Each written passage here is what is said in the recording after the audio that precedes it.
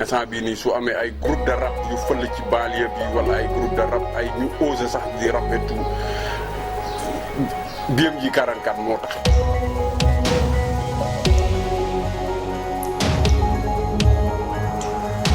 ñun bu ñu gisoon sax jegewaat BMJ dañ lay fonk quoi ça veut dire dañ lay jéem a def gars yi juste parce que à l'époque BMJ mit bu graaw la woon si ñun quoi. ñu yàgg a fay mouvement yi peut-être boo gisee ñu mel nii surtout Thiaroye fii la ko gars yi dañoo bëggoon aussi ñu gis ñu quoi parce que Thiaroye dafa am benn point boo xamante ni moom bon ak ñoom ñëpp moom lañ joxoon Thiaroye bon BMJ tamit ñoom ba ñu ñëwee dañ doon xeex loolu jiitu loolu pour montrer ne fii am nañ ci am na nit ñoo xam ne am na benn problème comme ça boobu BMJ loolu doon doxee quoi. bu ñu dëgërul woon dëgg tey disparaître nañu. parce que on a refusé même des contrats ak ñoo xam ni jamono jooju ku ñu proposer contrat da ngay raam daw. je pense que tey boo xoolee situation bi ni mu nekkee nii c'est regrettable quoi c'est regrettable parce que muy Rapadio muy BMJ on aurait pu chacun de notre côté faire de très grandes choses quoi. rap en fait musique mbedd la quoi te mbedd mi banlieue bi la ñu gën a waxee mbedd que biir si biir série bi quoi you know donc ñoom ils ont fait ce qu'ils devaient faire en fait mooy teg base yi xam nga BMJ ñoo en fait ñoo may rap doole Jolof say xool quoi parce que ñoom ñoo ko imposé si biir banlieue bi ba gars yi buñ ko bëgg dëggantaan ñu quoi. li BMJ doon dégager c'était vraiment l'espoir de Guété de toute une jeunesse bu dëkk dawal Guété di ko fay et puis gën sa bopp donc on a vraiment loolu bokk na ci li nga xamante ne marqué na ma si BMJ.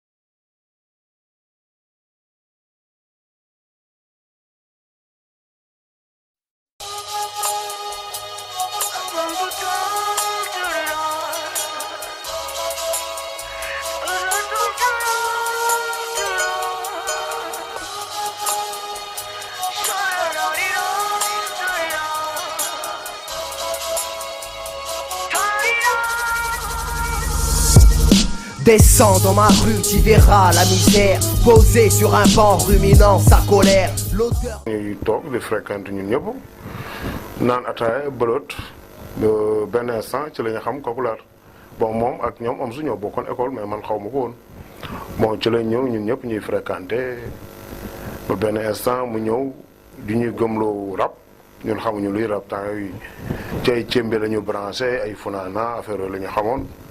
mu ñëw dugal na ci rap wax ñu lépp bon noonu daal la ñu commencé quoi. il avait l'esprit précoce par rapport à beaucoup de choses quoi dafa amoon ouverture d'esprit par rapport ak adduna bi quoi xam nga donc moom moo ñu initié si rap après mu nekk tuxu dem Thiaroye ba mu demee Thiaroye si la teg groupe BMJ donc man sama amitié par rapport ak Matar moom moo créé relation bi Rapadio amoon ak waa BMJ.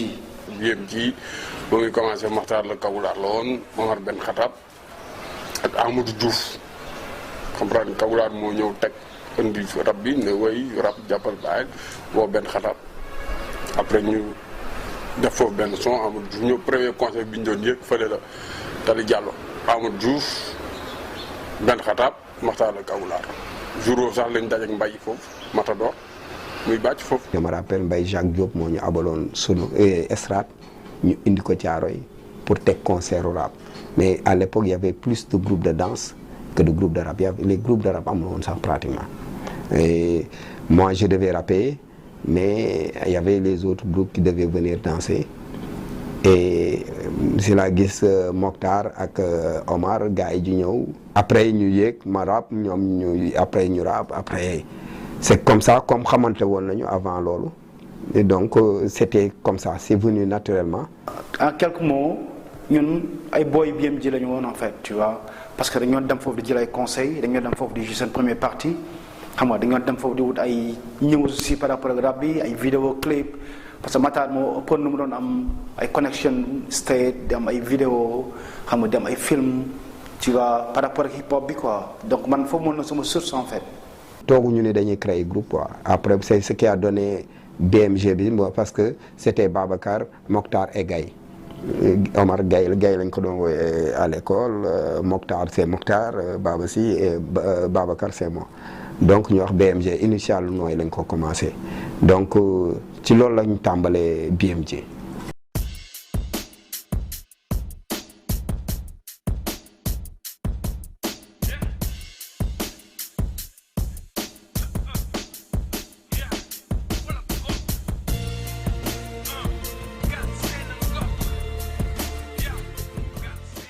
C'était Kagoular, Mokhtar et Matador.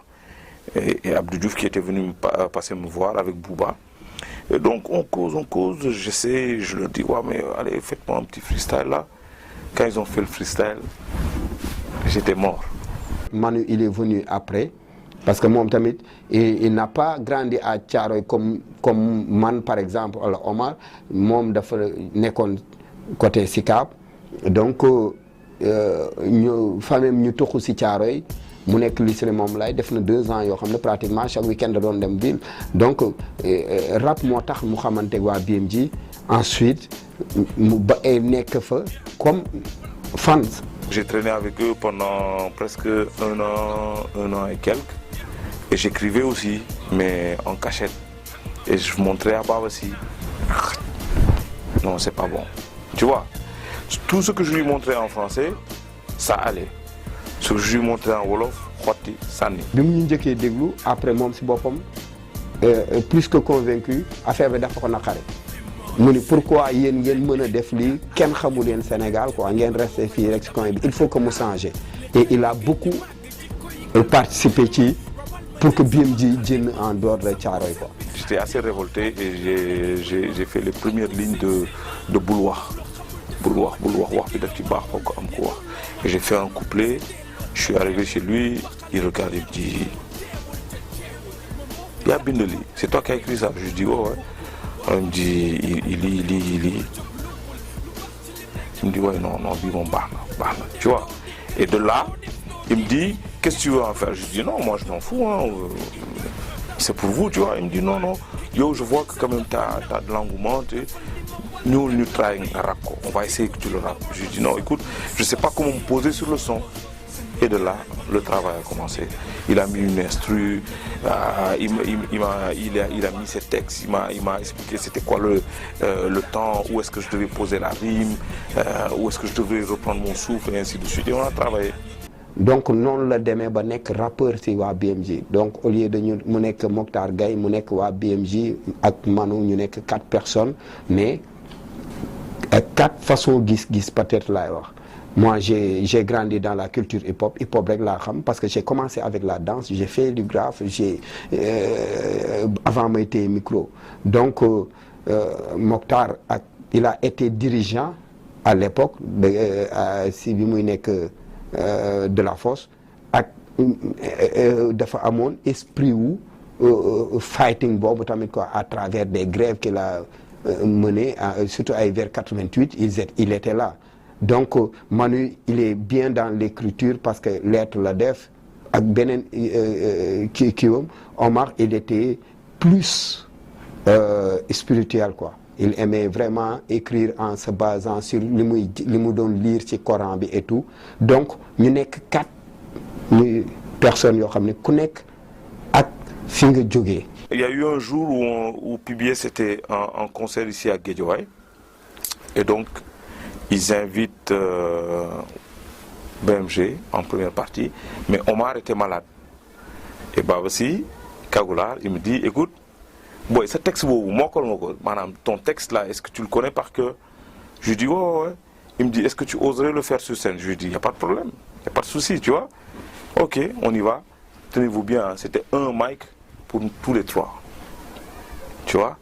Et donc on y est allé et on a mis l'instru, Kagoular a rappé, Matador a rappé, ils m'ont donné le mic, j'ai rappé et bizarrement le public aussi a aimé. Et Kagoular a fermé la boucle et au sortir il me dit écoute mais t'as tué tu vois. Non tu vas venir dans le groupe, je vais en parler aux gars. Je lui dis écoute non il me dit comme ça Et donc voilà, je suis rentré dans les voies BMG comme ça. Donc, comme je dis, avec la bénédiction de Kagoular, Matador et Omar Ben Khattab, quoi.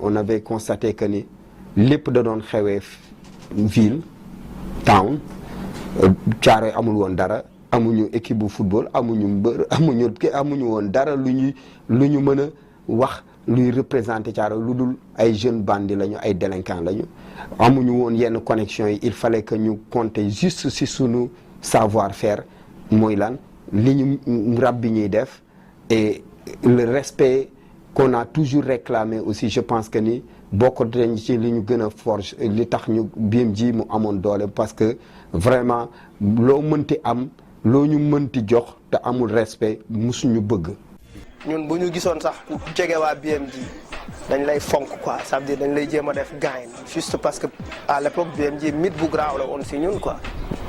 ci noonu ñu commencé dem matinée teen bi ñuy dem matinée teen bi on a vu que BMG dañ créé woon teen bi dafa nekkoon ils avaient fait de Thiaroye aussi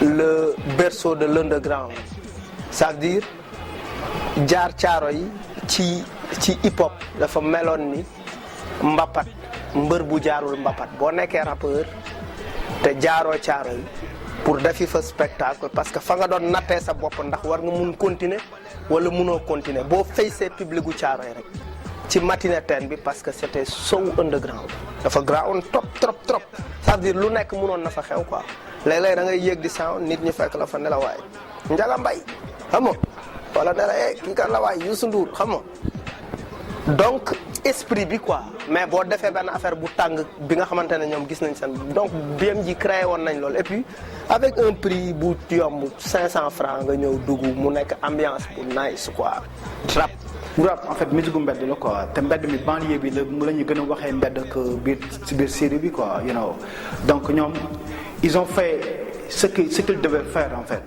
mooy teg base yi xam nga BMG ñoom ñoo may rap doole Jolof sooy xool quoi parce que ñoom ñoo ko imposé si biir banlieue bi ba gars yi mën ko bëgg dëggantaan di ko dund quoi. gëmal suñu bopp et puis bëggoon dimbale te affaire kenn duñu corrompre tamit ci lu bëri parce que am na benn instant waa centre Jacques Chirac amoon nañ ci benn concert dafa naa on est xaw ma lu ñu doon ibbi mais Abdou Diouf moo fa doon ñëw bon ñun suñu manager foofu la doon liggéey instant boobu ñu amoon benn cachet 100 000 francs boo xam ne dañ ñu ko war a fay pour ñu jouer benn morceau mais ñoom ñooy tànn morceau bi nga war a woy ñu ne ñun amoon nañ benn morceau BMG benn morceau Sida gars yi ne Sida boobu la ñuy woy gars yi ne du ñu woy Sida bi amoon nañu benn sound bul wax xam nga ñu ne ñun sound boobu la ñuy woy gars yi ne non Sida bi la ñuy woy ci loolu 100 000 francs la wax la def période boobu mais ñun dañoo bañ ba tey concert boobu joué wuñ ko